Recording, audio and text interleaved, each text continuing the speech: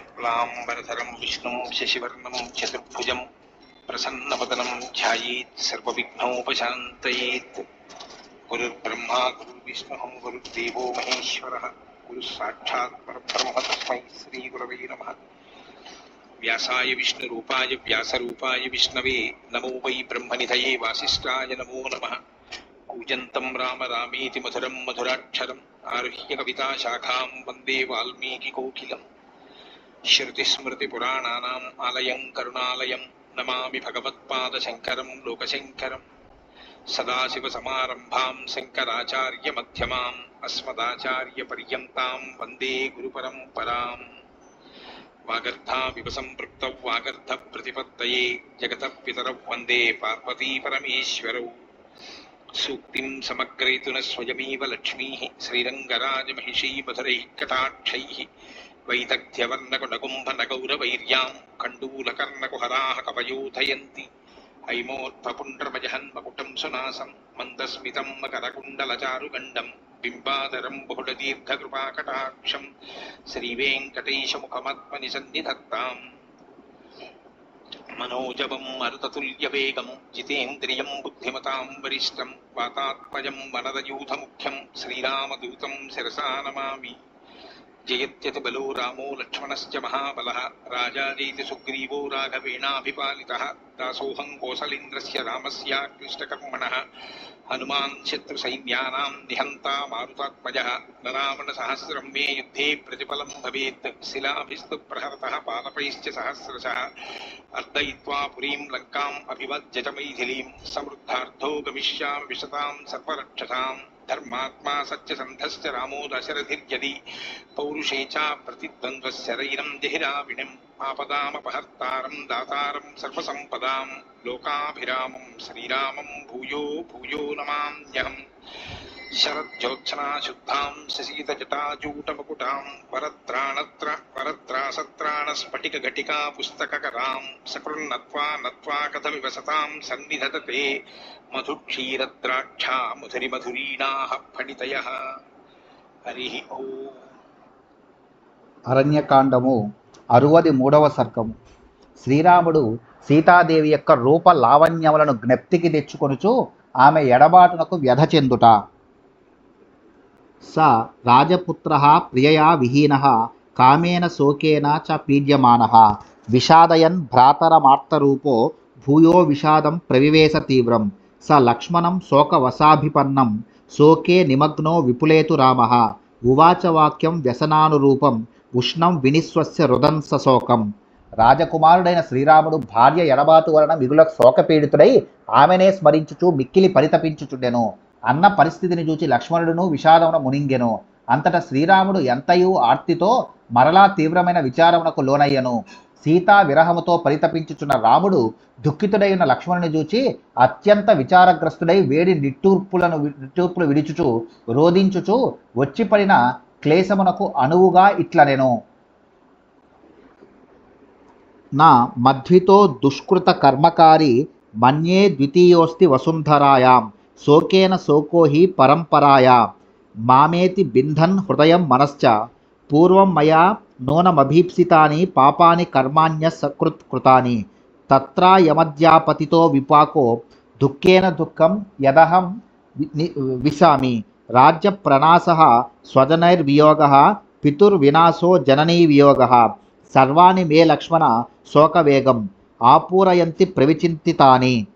ఈ భూమండలమున నా వంటి పాపాత్ముడు మరి ఒకడు లేనేలేడు అని నేను తలంతును. అంతులేని శోక పరంపర నన్ను వెంటాడుచున్నది. అది నా హృదయమును ముక్కలు గావించుచున్నది, మనస్సును వికలమనర్చుచున్నది. నేను పూర్వజన్మలో బుద్ధిపూర్వకముగా నిజముగానే పెక్కు పాపకర్మలను చేసి ఉండును. ఆ పాపముల ఫలితముగానే నేను ఒకదాని తరువాత మరి ఒకటిగా దుఃఖములను అనుభవించుచున్నాను.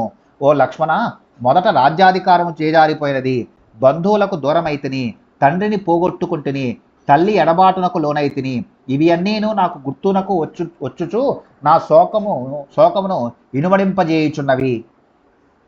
సర్వం తు దుఃఖం మమ లక్ష్మణేదం శాంతం శరీరే వనమేత్య శూన్యం సీతా వియోగాత్ పునరప్యుదీర్ణం కాష్టైరివాగ్ని సహసా ప్రదీప్తః సా నూనమార్య మమ రాక్షసేన బలాద్ధృతాఖం సముపేత్య భీరుః అపస్వరం సస్వర విప్రలాప భయేన విక్రందితవత్య భీక్ష్ణం.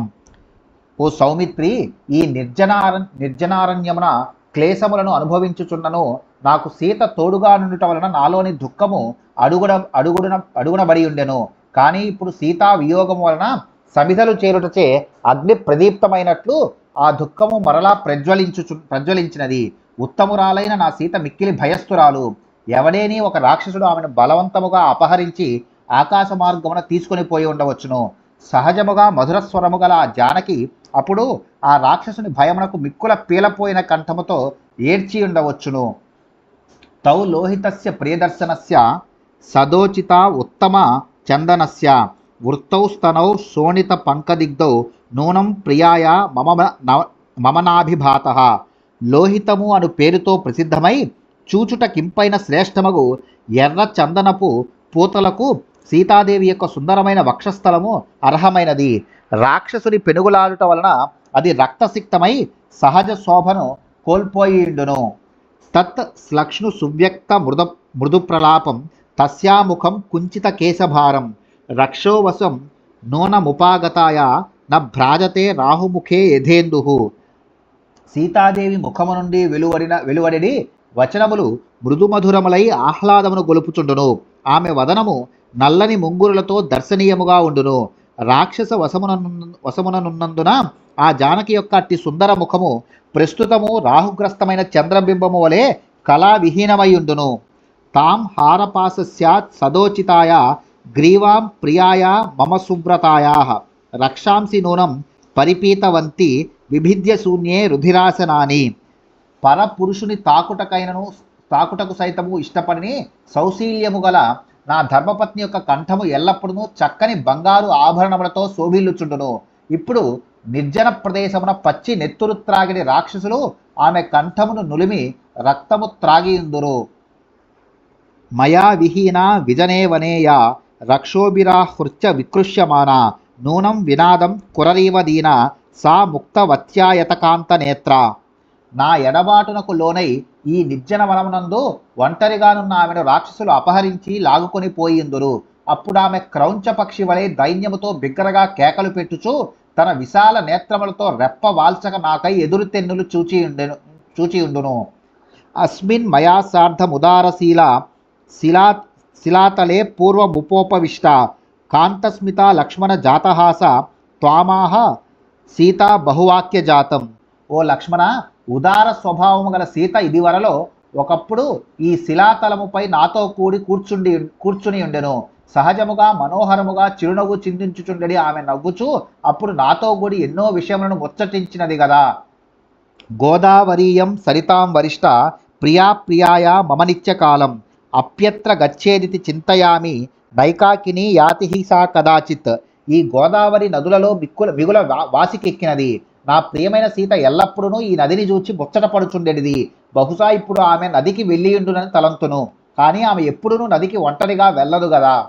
పద్మానన పద్మ విశాల నేత్ర పద్మానీవా నేతుమభిప్రయాత తదప్యయుక్తం నహిసా కదాచిత్ మయా వినా గచ్చతి పంకజాని. సీతాదేవి ముఖము సర్వదా పద్మ శోభలను వెదజల్లుచుండును. కమలముల వలె విశాలమైన నేత్రములు గల ఆమె తామర పూలను గొనివచ్చుటకై సరస్సునకు వెళ్ళి ఉండవచ్చును. ఈ యూహయు సరికాదు. ఏలన ఎప్పుడునూ నేను తోడుగా లేకుండా ఆమె కమలములను తెచ్చుటకై ఒంటరిగా వెళ్ళదు గదా. కామంత్విదం పుష్పిత వృక్షషండం నానావిధై పక్షిగణైరుపేతం వనం ప్రయాతాను తదప్యయుక్తం ఏకాకిని సాతి బిభేతి భీరుహు. వనమునందలి వృక్షములు అన్నీను విరబూసిన పువ్వులతో చూడముచ్చట గొలుపుచుండును.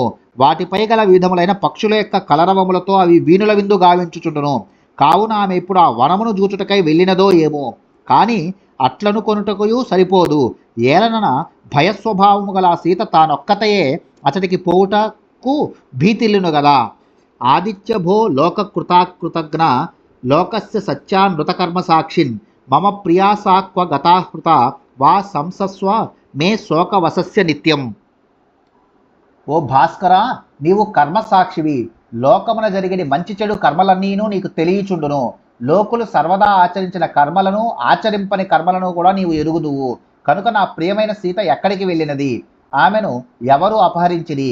ఆమె విరహముచే శోకమగ్నుడనై ఉన్న నాకు తెలిపి పుణ్యమున బొమ్ము. లోకేషు సర్వేషు చ నాస్తి కించిత్ యత్తేన నిత్యం విదితం భవేత్తత్ సంసస్వ వాయో కులశాలినీం తాం హృతామృత వా పధివర్తతే వా. ఓ వాయుదేవుడా, సమస్త లోకములలో జరుగుచుండెడి సకల విషయములను సర్వవ్యాపివైన నీకు తెలిసేయుండును. ఉత్తమ వంశమున పుట్టిన నా జానకి అసూలను వీడినదా, లేక ఆమెను ఎవరైనను అపహరించినారా, లేక ఆశ్రమమునకు వచ్చుచు దారిలోనున్నదా? ఈ విషయములను నాకు స్పష్టముగా తెలుపుము. ఇటీవ తం శోక విధేయదేహం రామం విసంగ్నం విలపంతమేవం ఉవాచ సౌమిత్రి రదీన సత్వో న్యాయే స్థిత కాలయుతం చ వాక్యం. ఇట్లు శోక పరవశుడై నిస్పృహతో విలపించుచున్న శ్రీరామునితో ధర్మనిరతుడు ధైర్యశాలి అయిన లక్ష్మణుడు సమయోచితముగా ఇట్లు వచించెను. శోకం విముంచార్య ధృతిం భజస్వ సోత్సాహతా చాస్తు విమార్గణే స్యాహ ఉత్సాహవంతో హి నరాజ్నలోకే సీదంతి కర్మస్వతి దుష్కరేషు. ఓ పూజ్యుడా, శోకమును వీడుము, ధైర్యమును వహింపుము, నిరాశ పడక వదినను ఉత్సాహంతో వెదకవలెను. లోకములో ఉత్సాహవంతులు ఎట్టి క్లిష్ట కార్యములందైనను కృంగిపోరు. ఇటీవ సౌమిత్రి ముదగ్ర పౌరుషం భ్రువంతమార్తో రఘువంశవర్ధన నా చింతయామాస ధృతిం విముక్తవాన్ పునశ్చ దుఃఖం మహదభ్యుపాగమత్. మిక్కిలి పరాక్రమశాలి అయిన లక్ష్మణుడు ఇట్లు ఎంతగా ఓదార్చుచుననో ఆర్తితోనున్న శ్రీరాముడు అతని మాటలను చెవినబెట్టలేదు. ధైర్యమును కోల్పోయి ఉన్న రాఘవుడు మరలా అంతులేని దుఃఖములో కూరుకొనిపోయెను. ఇత్యార్షే శ్రీమద్ రామాయణే వాల్మీకియే ఆదికావ్యే అరణ్యకాండే 63 సర్గః. వాల్మీకి మహర్షి విరచితమై ఆదికావ్యమైన శ్రీమద్ రామాయణం అరణ్యకాండమునందు ఇది 63వ సర్గము.